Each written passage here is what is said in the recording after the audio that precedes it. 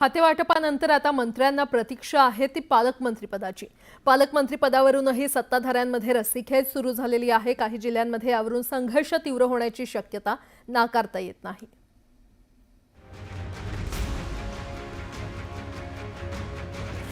महायुतीत 3 मोठे पक्ष एकत्र आले आणि विधानसभेत मोठं यश मिळालं।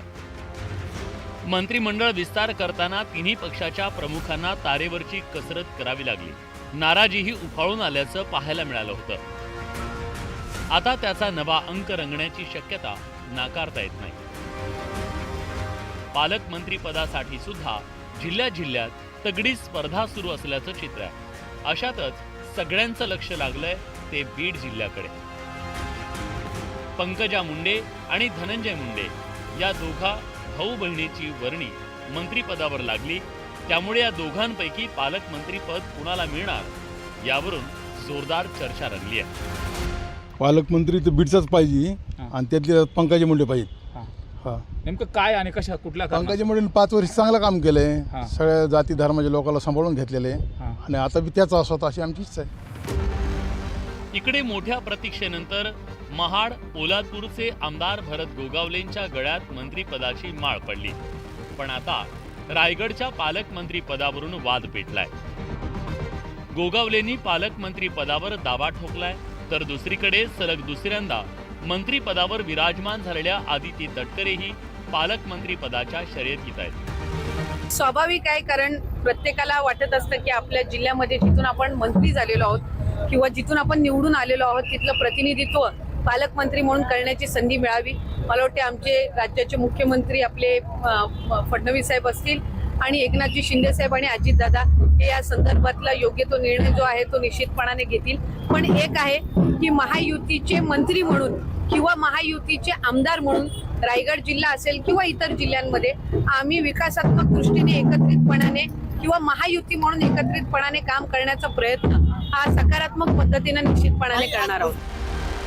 कोल्हापूरच्या पालकमंत्री पदासाठी हसन मुश्रीफांबरोबर प्रकाश आंबेडकरांनी जोरदार फिल्डिंग लावल्याची चर्चा आहे, तर चंद्रकांत पाटलांचं नावही शर्यतीत आहे। महत्त्वाचं म्हणजे चंद्रकांत दादांच्या नावाची चर्चा फक्त कोल्हापूरच नाही तर पुण्याच्या पालकमंत्री पदासाठी सुद्धा चर्चेत आहे, पण त्यांची स्पर्धा थेट अजितदादांशी आहे। मी नेहमी संघटना सांगेल ते करतो। पुण्यात यावं हे माझ्या डोक्यात नव्हतं। त्यावेळीचे राष्ट्रीय अध्यक्ष अमित भाईने आग्रह धरला, वेगवेगळ्या कारणाने धरला आणि ती कारणं व्यवहारात पण आली। तसं मी इथला पालकमंत्री व्हावं का अन्य कुठल्या जिल्ह्यातलं व्हावं हे मागच्या वेळेलाही माझ्या नेतृत्वाने ठरवलं, मी ते स्वीकारलं। पालकमंत्री पदाच्या या चढाओढीवरून विरोधकांनी सुद्धा जोरदार निशाणा साधला।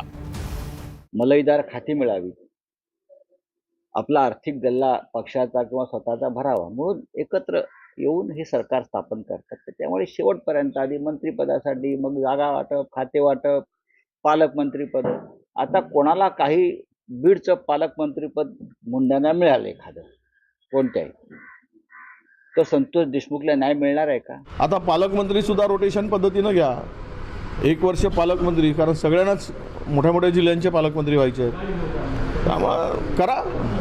त्यांना काही देणं घेणं नाही आहे, हे लुटारू आहे। हे सगळे जे मेळ जमला आहे, घोळ करून जमवलेला जो काही मेळ आहे, हा महाराष्ट्र लुटायसाठी आणि महाराष्ट्र बर्बाद करायसाठीचा आहे। पालकमंत्री पदावरून सुरू असलेल्या या चर्चेवरून मुख्यमंत्र्यांनी स्पष्टीकरण दिलंय। कुठलीही रस्सीखेच पालकमंत्र्याबद्दल नाही।